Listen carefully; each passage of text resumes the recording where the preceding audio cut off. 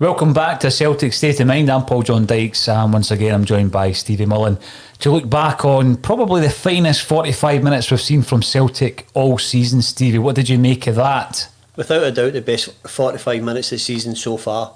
Absolutely delighted with the commitment, delighted to see Neil Lennon barking orders for the side of the park, leading the team from the side of the park and the team on the park responding to him. The shape was different than anybody expected, with Elyounoussi playing wide right and Cham playing in number 10. But I thought absolutely brilliant performance and delighted to be 2-0 up against what we were told before the game was this brilliant French side. Well, this is the thing, we need to remember that for tomorrow, Stevie. There'll still be a brilliant French side, even if we're managing to see this game out with what would be a famous victory for Celtic in Europe. Let's start at the back. Bain. Now, there's been a lot of talk about goalkeepers all season. Barkas is sitting on the bench. Yeah, there was a wee flap at the end there, but he saved a penalty. He's done well, hasn't he? Two fantastic saves. The penalty save and the other one from the corner. The guy had a shot and he made a great save from that. So he done well. Again, a wee flap at the end, but everybody makes mistakes. I've got Bain making a good stop, 12 minutes in, 15 minutes in from a free kick, another one. So 3 or 4 really good saves in the first half. And you've seen a confidence about Celtic tonight, Stevie, that's the Celtic of old. I thought we started with a higher tempo, you know, getting about the park, closing guys down. I made a wee bit of criticism about Milan last week when, you know, we stood off them. I admired them. The night we're getting in about them, guys really working hard off the ball and in possession. Ryan Christie, really disciplined, playing in front of Frimpong, great. Across, putting it into a dangerous area.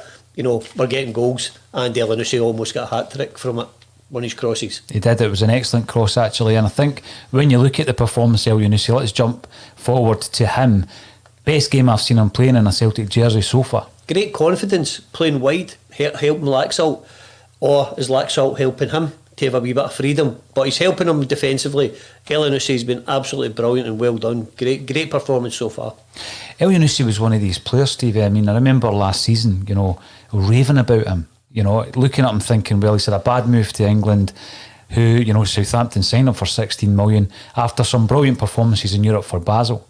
His partner up front, obviously, at some point was Ajeti as well. When he came into the Celtic side last season, I just thought we had something special in our hands. Went off the boil. I don't think injury helped. But this season, it's been a stop-start season for him. That's the Elyounoussi we know, and that's the guy that we thought back to last season and thought, wow, he is a £16 million player. Is he getting the run of games that's getting his fitness up? He has the wee relationship with Ajeti, who's again been involved in both goals. But Elyounoussi's finish, you know, he's put that ball wide of the post and allowed it to drift back in, and you can hear boom as it hits the back of the net. An absolutely fantastic goal. Second goal, another great finish. Wee bit reminiscent of the goal we scored was against Sarajevo or Riga. Yeah. The ball's behind him, yep. and he managed to put it into the goal. No, 2 great goals and absolutely brilliant performance. You mentioned Christie earlier on. 19 minutes into the game, a bit of interplay between Christie, Elyounoussi, and then Ajeti resulted in Ajeti slotting the ball home. Great finish. It was chopped off for offside, but I mean the play which involved Elyounoussi and Christie leading up to that was absolutely tremendous. But a special mention for Ajeti. I think most of his good work play, you know, when he started playing, what I was hearing a lot of was, oh, he's like Gary Hooper. I've seen a performance from Ajeti tonight that I wouldn't have expected from Gary Hooper. Yes, this guy might have that instinct in the box, Stevie, of a Gary Hooper, but he does a lot of work outside of that box. I think he's been great tonight. You know, he's led the line, he's done a few wee fouls, just the wee touches as the ball's come up and the referee's picked him up and everything. But the 2 centre-halves know done the game. He's, again, somebody else whose fitness looks getting better with more games, maybe more training. I'm absolutely delighted that we him and Elyounoussi are linking up. And Cham, I think Cham's been very good. Heard a lot of people having a bit of criticism over him for the last few weeks, but I think in the number 10 role tonight he's been exceptional. I was going to ask you that actually, because I did see quite a bit of comment on Cham's performance, particularly against Aberdeen on Sunday, that was very critical in Cham. He's another one that we've championed on this podcast time and time again. I think it's a case of finding his best position. Do you think that's what it is, the number 10? Well, tonight he's shown his strength, his composure, his passing ability. If people want to criticise him, maybe his work rate, but I think he's working across, closing him down, which is allowing our defensive players to get back into position. I think he's had a fantastic performance first half. This is without doubt the best 45 minutes of the season. Forget Hibernian, forget Ross County, forget Hamilton Accies. This is the best it's been. Absolutely delighted with the performance. Yeah, and I mean, one other player I would like to mention is like Salt, because the comment from the commentator this evening, there's a player who hasn't won a game in his first 3. I think all 3 performances you could take positives from them. It looks as though he's going to win his 4th. I think we've got a real player in our hands here with like Salt. I think if my memory serves me right, I think he had the interception for the first goal. Yeah. You know, then it goes back up the park, a great wee touch inside for Yeti and a great finish. Laxall's a good player. You know, and you can see he plays with that confidence bordering on arrogance, that he's got plenty of confidence and ability, and I don't think there's anything wrong with that, because usually if you're that arrogant and confident, you can play. Very rarely average players would have that confidence in themselves.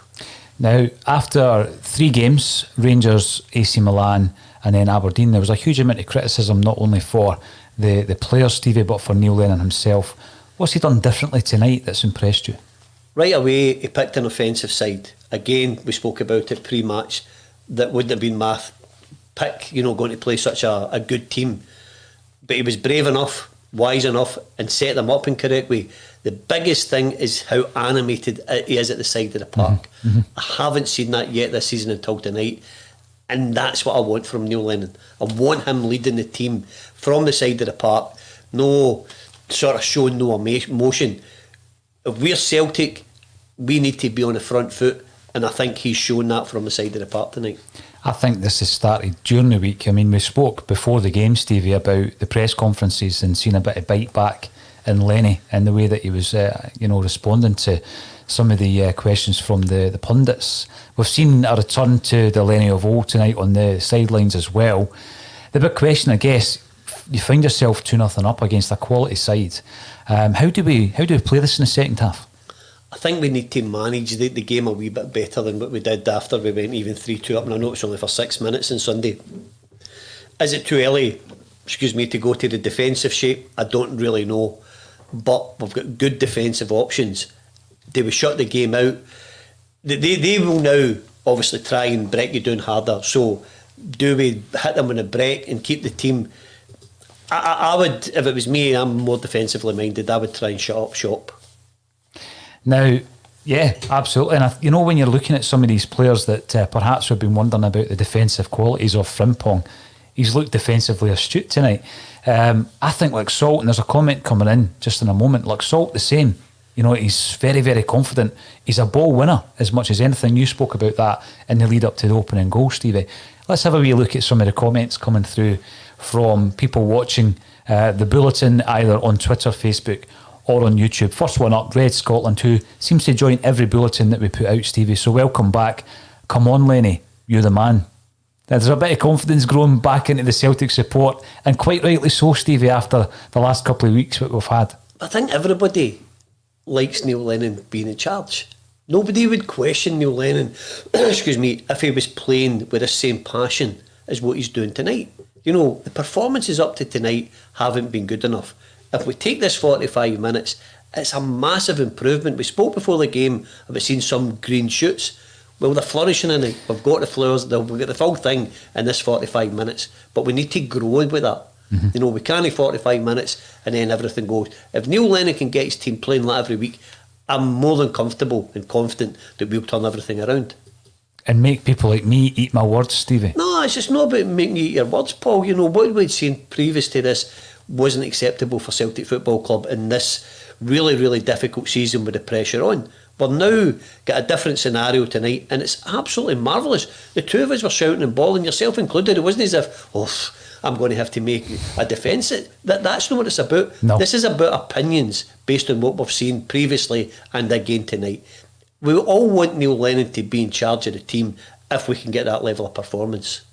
I think what we've seen tonight, you were calling for it before the game, is we have seen a return to some of that thunder that Lenny himself spoke about in that famous speech at Celtic Park. Tam Latim, number one.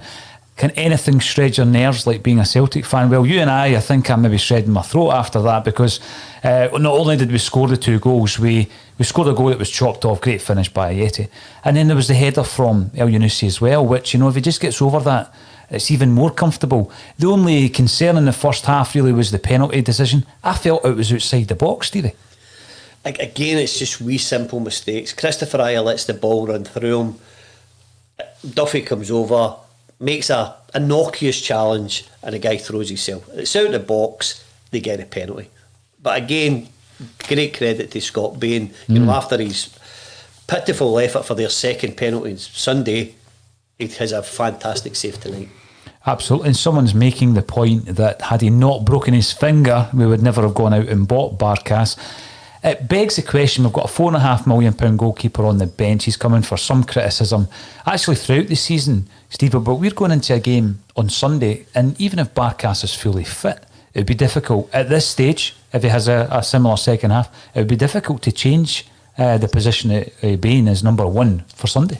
It would put an awful lot of pressure on Bain if he was dropped, you know, and if there's any doubt about Barkas, which I don't have any doubt about Barkas as a top goalkeeper.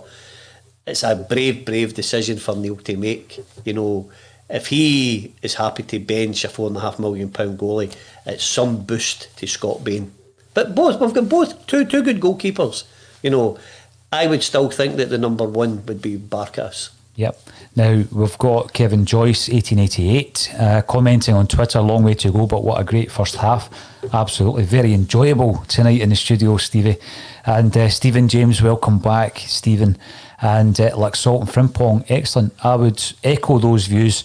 And there's another thing coming through that I've heard only last week mentioned. Lenny ball in full motion. Well, I'm happy if that's what Lenny ball is, watching that first half. No idea what that means. Neither do I. But I like it. If we can click into, gear as we did in that first half, that shows, I think, the full complement of the talented players that we've got out there. You look at some of the players, Ryan Christie, outstanding. The work rate was incredible tonight. You've got McGregor and Brown doing a lot of the kind of dirty work, a lot of the running behind the scenes. Have you any other concerns? I know Duffy brings the boy down for a penalty, but other than that, I've got some notes there. Duffy's thrown himself in front of intercepted challenges, etc. I think, overall, I can't fault that Celtic performance in the first half. I think it's been very good. The great thing, and I'm going to repeat this because the press and the mainstream media won't bring us up tomorrow, the only undefeated team in France, if we come out of there with a victory tonight, the confidence that should give everybody at Celtic, including the fans, for moving on, is incredible. There's nothing like positivity. If you're going through a bad stage and your confidence goes, you'll make rash mistakes. When your confidence high, they get eliminated. Usually when you're playing confident and well, even if you make a wee mistake, you get away with it. We deserved for Scott Bain to make that penalty save because we played very, very well. Again, I'm going to repeat, against the only undefeated team in France. Yeah, absolutely. Because again, they might have been using that leading up to the game, Stevie, but will they mention it tomorrow? Because if you beat that side after the record that they've had this season, that's a phenomenal victory away from home. And I think it goes back to when we were talking about the European football. A lot of Celtic fans had kind of switched off from that. They're focusing on 10 in a row, they're focusing on domestic. But that's what a victory in Europe can do. It can re-energise the entire team as well as the support, as can be seen in this studio tonight in that first half, Stevie. It galvanises the whole club, Paul. And again, I'm not going to speak for all the Celtic fans because I don't know them all. Maybe we're writing it off because we've seen the group, we weren't playing well, so it was easy to write it off because we didn't think we'd be able to do anything. But we've proved tonight that we're absolutely capable of competing at this level against top quality sides. But the confident way that Neil Lennon set out his team tonight and they reacted from the first kick of the ball is absolutely marvellous to watch. That is brilliant. And, I'm going to enjoy the second half now, Stevie. So we'll be back at full time to have a look on the second half and the game as a whole. But until then, everybody who's tuning in, enjoy the second half. And thank you again, Stevie Mullen, for joining me on A Celtic State of Mind. Thank you, Paul.